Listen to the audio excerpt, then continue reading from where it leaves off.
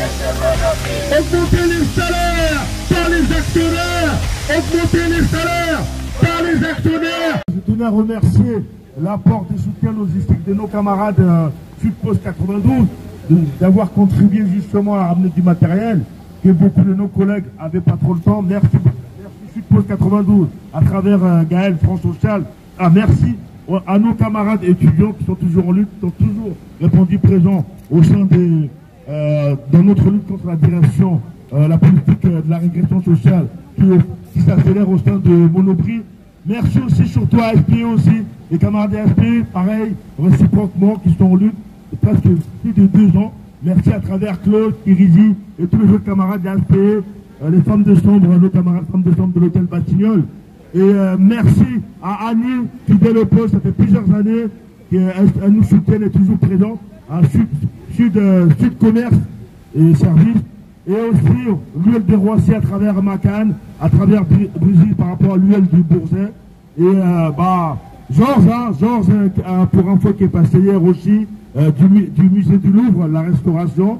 Et aussi à tous les camarades qui nous soutiennent, de loin ou de près. Écoutez, merci de votre présence. Vous savez, nous, on est des salariés, mères des familles, pères des familles de l'ancienne Monoprix. On est d'abord salariés avant d'être élus, voilà, et que ça c'est important pour nous d'être là. Pourquoi nous sommes là? C'est parce que notre patron veut nous faire taire. Pourquoi? Parce que on veut nous museler, on veut nous faire taire. Et nous, il est hors de question, les membres du collectif CGT Monoprix, c'est pas la CGT Monoprix. Même si nous faisons partie de la CGT Monoprix intégrante, nous sommes une branche à part. Parce que nous ne sommes pas là pour uniquement entendre les propos désagréables de nos dirigeants. Nous sommes là justement pour répondre aussi bien par la parole. Quand ça ne va pas par la parole, ça sera, physiquement tapé dans le portefeuille. Elles sont censées informer la clientèle, la population des mauvaises pratiques de nos directions au sein des Monoprix. Derrière la vitrine premium, on nous surnomme le premium du groupe Casino. Depuis 2013, nous appartenons au groupe Casino où c'est nous, chaque année, comme encore l'année dernière, les dividendes qu'on verse aux actionnaires du groupe Casino pour en fin de compte, nous sommes les robinets, nous sommes la vassalette du Casino et en contrepartie, on n'a pas de retour. Nous dénonçons cette politique qui consiste à réduire le nombre d'effectifs, qui consiste à faire des économies partout en réduisant le nombre d'effectifs, les frais de gardiennage où il y a un seul agent de sécurité dans nos magasins. C'est simplement, avant d'aller un peu plus loin, je ne vais pas rester longtemps, parce que je suis très bavard. Écoutez, on va quand même chanter quelques paroles. À ceux qui veulent réprimander les salariés, elle répond quoi? Résistance. Encore une fois, résistance. Voilà, il y a Alain qui est intervenu, tous les camarades qui aujourd'hui, voilà, on est obligé d'être là à Saint-Michel, c'est sympa, mais on ne fait pas notre choix. Voilà, l'ensemble des camarades de Monoprix qui sont ici présents, voilà, et qui est une photo des camarades qui sont fiers, qui sont debout. C'est des travailleurs et des travailleuses qui se battent au quotidien pour leurs droits. Ce qu'on leur reproche quand même, et cette cour d'appel, il faut que Monoprix soit au courant, on leur reproche en fait d'être rentrés dans des magasins, on l'a fait toutes et tous avec eux pour populariser ce que sont leurs revendications face à un groupe en pleine pandémie qui en vérité se retrouve dans la situation de serrer la vis au niveau salarial, de faire des profits et qui a emmené ses salariés dans le mur. On les accuse d'avoir fait des piquets. Très franchement, les camarades, quand ils font des piquets de grève, ils les assument. Là, il n'y avait pas de piquet, ou sinon c'était la quantité astronomique de vigiles privés qui étaient à l'intérieur des magasins qui étaient en train de faire le piquet. Mais on voit les deux choix et les deux poids, deux mesures.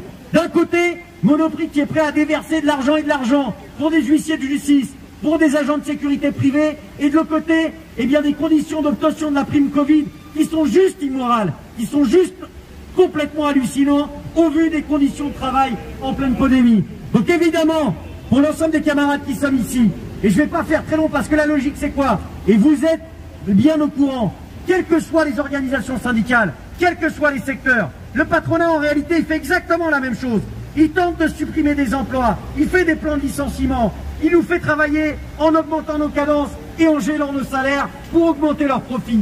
Il n'y aura pas d'autre possibilité, bien évidemment, de construire au plus près de là où on travaille, des lieux dans les collectifs de travail, des rapports de force, mais aussi en capacité de faire front ensemble.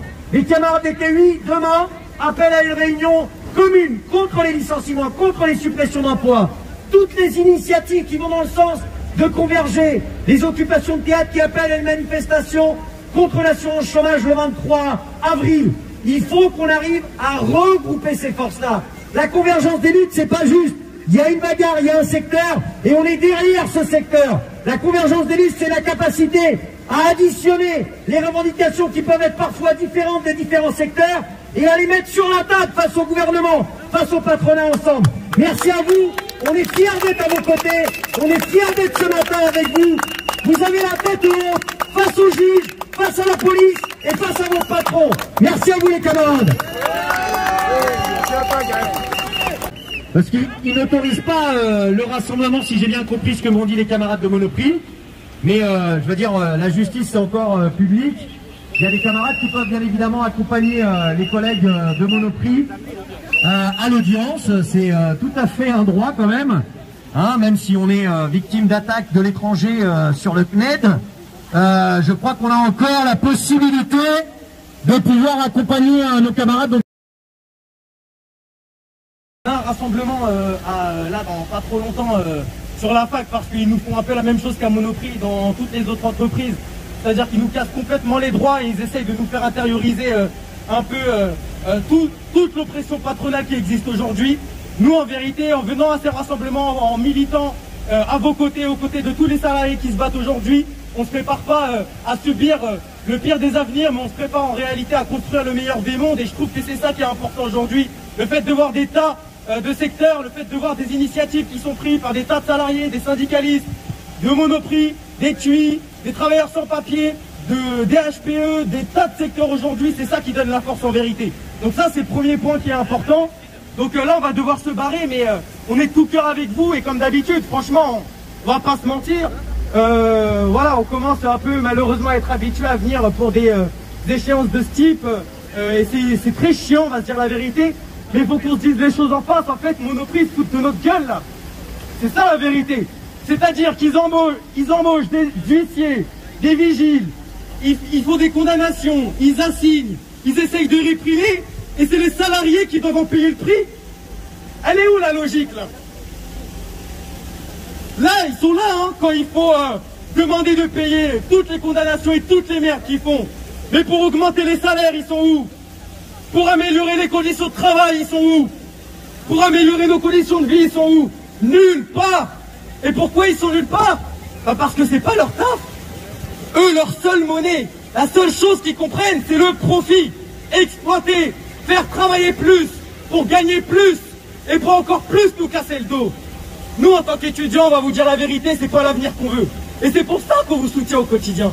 Parce qu'on est convaincus que par la mobilisation, la lutte, l'unité, main dans la main, tous les secteurs, les TUI, du privé, du public, partout, main dans la main, on a la possibilité de construire un avenir meilleur que celui-là, meilleur que celui que les patrons nous proposent. Et c'est ça qui est magnifique, je trouve. On va continuer à se battre. Demain, il y a des échéances qui vont arriver, bien évidemment. Il y a l'appel des TUI demain, des manifestations, des dates de mobilisation qui y seront appelées. On doit faire un taf important, les camarades. On doit convaincre le maximum de gens autour de nous et continuer dans la voie qui est celle de l'unité et de la convergence. Je vais pas être plus longtemps, je vais pas parler plus longtemps, mais en tout cas, on reste dans cette même logique. Ça fait plaisir de vous voir, les camarades. Ça date un peu. Et il faut qu'on continue à se voir et dans les rassemblements et dans la rue. Bon courage à vous et puis on continue.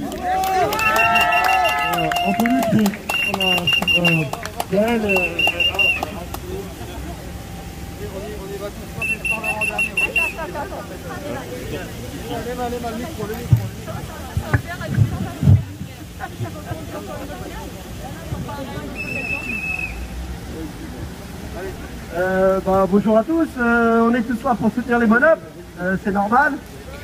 S'il y a bien une boîte qui a fait de l'argent pendant le premier confinement, c'est tout ce qui est alimentaire, c'est bien Monoprix. Donc c'est un groupe qui est milliardaire. Le PDG qui se verse des 655 000 € de primes. Et eux, ils ont rien du tout. Ils ont 6% sur les NAO.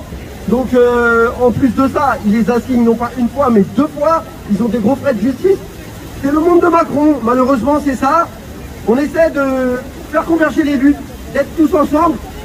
J'espère qu'on va y parvenir parce que ce gouvernement nous crache à la gueule ouvertement. Et malgré que ça frissonne un petit peu de tous les côtés, il n'y a pas encore cette fameuse mutualisation, cette fameuse convergence.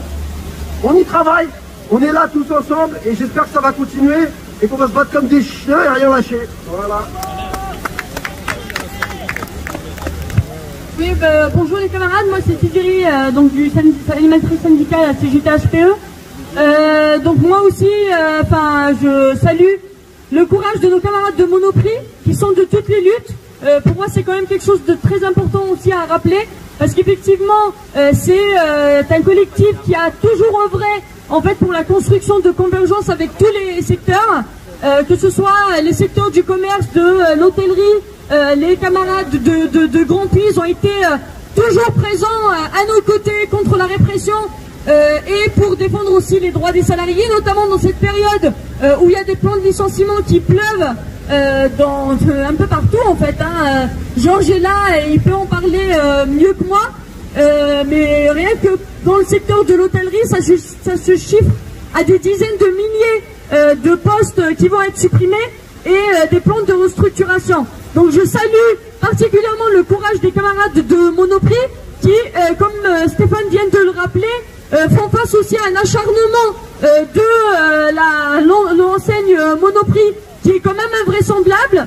Inutile de vous parler effectivement des frais de justice qu'ils doivent engager à chaque fois pour faire face justement, pour pouvoir se défendre à la justice. Et inutile aussi de vous parler de la justice de classe qui existe dans ce pays-là et qui les a fait condamner en première instance à payer en plus à Monoprix les frais d'avocat, comme si ce que eux-mêmes avaient engagé en frais d'avocat ne suffisait pas comme moyen de répression. Donc je salue particulièrement le courage de nos camarades de Monoprix. On est là et on sera toujours à vos côtés dans vos luttes, que ce soit devant Monoprix ou ailleurs. Et je termine juste par quelque chose qui me semble aussi important. Il y a une caisse Cotisop en ligne en fait de soutien financier à nos camarades de Monoprix.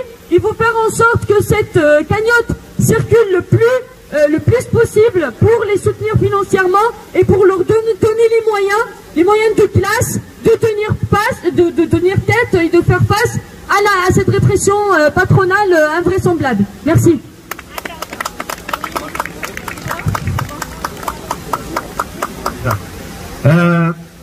Pour ce qui est des camarades de Sudpost 92, c'était évident qu'on devait être présent et surtout soutenir les camarades face à la répression. Pourquoi? Moi je pense que c'est important parce qu'à chaque fois qu'on se retrouve soit devant un commissariat, soit devant un tribunal, soit devant une commission disciplinaire, on a peut-être tendance à l'oublier. Si aujourd'hui ces camarades sont ici présents, c'est parce qu'ils luttent, c'est parce qu'il y a des bagarres, c'est parce qu'en fait la direction, le patronat de leur entreprise, ils flippent sur la possibilité que justement ils donnent confiance et ils donnent de la force. Du CAS Paris. Et en fait, nous, on subit actuellement une répression très insidieuse, dans le sens qu'on est en cours un plan de licenciement qui en tout concerne 23 personnes, mais réparties sur 3 sociétés. Et la difficulté, c'est qu'en fait, par exemple, moi, au musée des Louvres, c'est 9 personnes. Il y a au moins 42% d'élus qui sont concernés. Au musée d'Orsay, ils sont 55%. À l'autre société, il n'y a pas d'élus. Mais c'est vrai qu'en fait, leur stratégie, et on le voit un peu partout dans les secteurs de l'hôtellerie-restauration, c'est de casser les collectifs de travail et surtout les syndicats. Ça, c'est l'objectif numéro 1 et c'est une stratégie vraiment assez importante en cours. Et la mobilisation est très très difficile parce que, comme vous voyez, contrairement au Monoprix, nous, on est fermés. Donc pour mobiliser, c'est vraiment très très dur. Et hier, on a eu cette difficulté-là à mobiliser. C'est vrai qu'il y a eu beaucoup de mobilisation dans d'autres secteurs, pour le logement, pour beaucoup d'autres choses. Mais nous-mêmes, on a beaucoup de mal pour les salariés parce que les salariés sont en phase de résignation et même à se dire de peut-être changer de métier en se disant de toute manière, nous on fonctionne beaucoup sur le tourisme et les touristes ne vont pas revenir avant des années. Donc c'est vraiment une période exceptionnelle qui n'est jamais arrivée ici dans le tourisme lié à la restauration, à l'événementiel et tout ça. Et donc on est vraiment dans une situation qui n'est pas évidente. Donc en plus de ça, le patron maintenant, ils en profitent. Donc il nous a signé au tribunal le 14 avril à Nanterre. Parce qu'on a nommé un expert pour un peu analyser les conséquences de ces licenciements. C'est le cabinet Technologia qui a été condamné France Télécom quand même. Parce que nous on pense qu'il y a des risques de suicide dans l'entreprise et tout ça. Et l'employeur nous a assigné au tribunal de Nanterre. Et ils nous ont donc forcé à rendre un avis par rapport à tout ça. Nous on l'a refusé. Donc on les a signés en délit d'entrave. Et ils veulent même me poursuivre au pénal. Et soi-disant j'aurais dévoilé une confidentialité par rapport à des documents. Donc voilà, c'est un peu tout azimut. Mais c'est vraiment une stratégie de très long terme. Ils attendaient le bon moment. Et pour eux, le coronavirus, c'est génial. Moi, je le dis ouvertement, pour eux, c'est génial. Parce qu'enfin, c'est une revanche qu'ils attendaient depuis des décennies. Nous, par exemple, ça fait 25 ans qu'ils attendaient ça. Donc, ça arrive maintenant. Et voilà, donc... mais nous, on continue la lutte. On est toujours dans la convergence, toujours dans le rassemblement. C'est pour ça qu'on est seul, mais c'est vrai que là, on est très, très attentif à continuer à être parmi vous, parmi les monoprix, parmi les postiers, parmi les étudiants. Parce que l'isolement, c'est terrible, c'est comme ça que c'est la défaite. Et il faut être dans la victoire, il faut lutter contre tout ce système, lutter contre le capitalisme, lutter contre la Macronie. C'est tout ça qu'il faut lutter. Et c'est très très important d'être ensemble, on n'a pas le choix. Il faut être avec ceux qui sont comme nous, dans la lutte. Il ne faut pas être les résignés. Parce qu'on est entouré de résignation, il faut être dans la lutte, il faut être ensemble. Et c'est comme ça qu'on gagnera. C'est la victoire ou la victoire, de toute manière. Comme dirait le camarade Jean Abdallah, j'ai une grande pensée pour lui. Il a fêté ses 70 ans actuellement. Et voilà, donc c'est ça que je voulais dire. Bonjour. Alors la remise en contexte est très simple. Hein. L'année dernière, pendant le coronavirus, il n'y avait pas grand-chose qui était ouvert, tout le monde était chez soi. Et donc les salariés de Monoprix et les salariés en général, les premiers de corvée, étaient donc en première ligne. Donc eux, ils n'ont pas hésité à mettre leur vie en danger pour qu'on puisse se nourrir. Et aujourd'hui, on est dans une situation un petit peu complexe et je pense immorale, puisque donc ces syndicalistes ont demandé simplement à avoir des masques, du gel pendant justement la pandémie, ce qu'ils ont eu du mal à avoir avec l'entreprise Monoprix. Et donc c'est pour cette raison-là qu'ils sont assignés aujourd'hui en justice, parce qu'ils ont demandé dans les magasins, en faisant quelques piquets de grève, donc des protections pour travailler. Aujourd'hui, Monoprix les a assignés en justice et demande 30 000 € de dédommagement par rapport aux bénéfices qu'ils auraient pu faire dû à leur piquet de grève. Alors je trouve ça complètement immoral parce que dans le même temps, ils augmentent de 1,89 € chaque salarié par rapport à la NAO. Donc voilà, Monoprix devrait plutôt faire attention à la protection des salariés et les traiter dignement, surtout quand on est c'est des salariés qui étaient en première ligne, plutôt que de les assigner en justice comme ça. C'est vraiment de la répression syndicale de bas étage.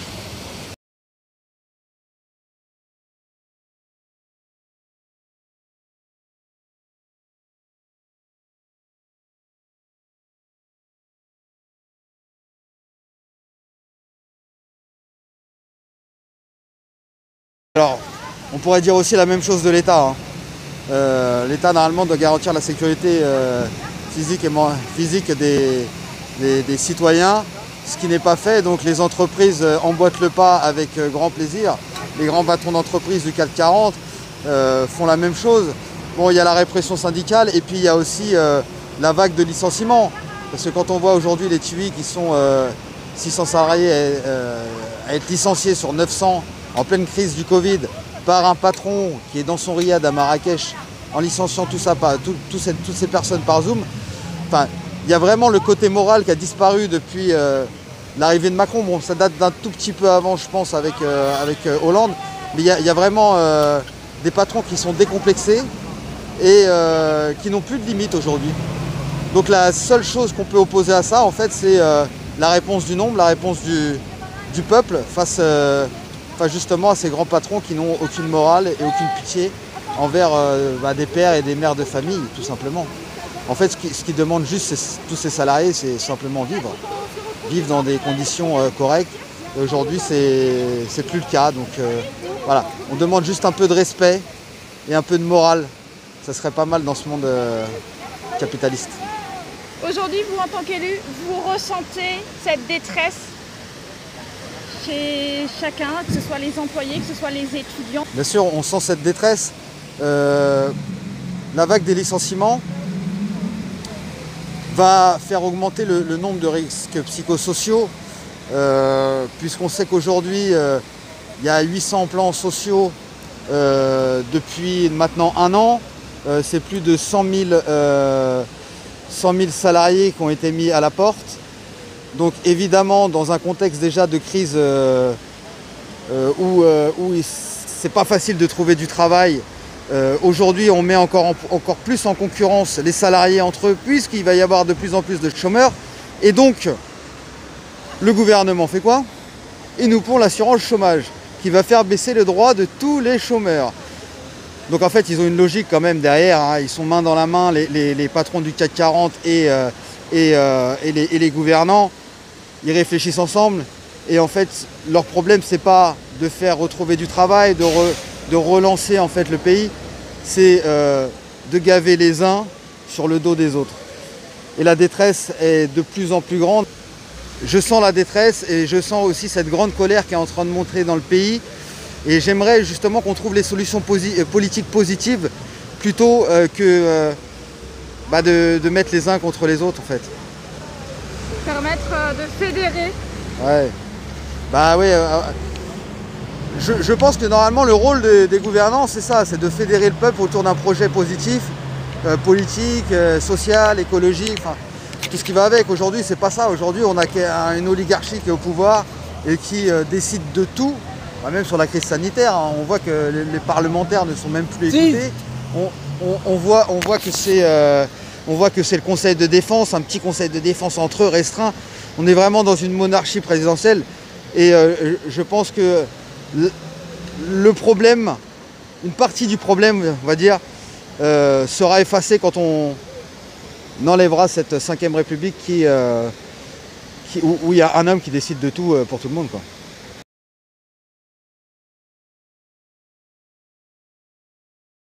Bien sûr, moi je suis à la France Insoumise, donc dans le programme d'Avenir en commun, on avait déjà proposé le référendum d'initiative citoyenne à ce moment-là. Le peuple n'a plus envie d'écouter simplement les décisions des uns et des autres, il a envie de décider. Et c'est sur quoi il faut aller. Je crois vraiment en l'intelligence collective et je suis sûr qu'on peut faire des belles choses en écoutant l'ensemble des gens, plutôt qu'en écoutant juste une petite partie qui décide pour tous. Et c'est pas évidemment que si nous on arrive au pouvoir, on passera à la 6e République. Mais si nous on était au pouvoir demain et qu'on gardait la 5e République, ce serait le même problème. Ce serait le problème d'une personne qui décide pour tout le monde. Et c'est pour ça qu'on veut changer ça. On veut que enfin le peuple redécide pour lui-même et pour lui-même. À ceux qui veulent réprimer les monoples, les salariés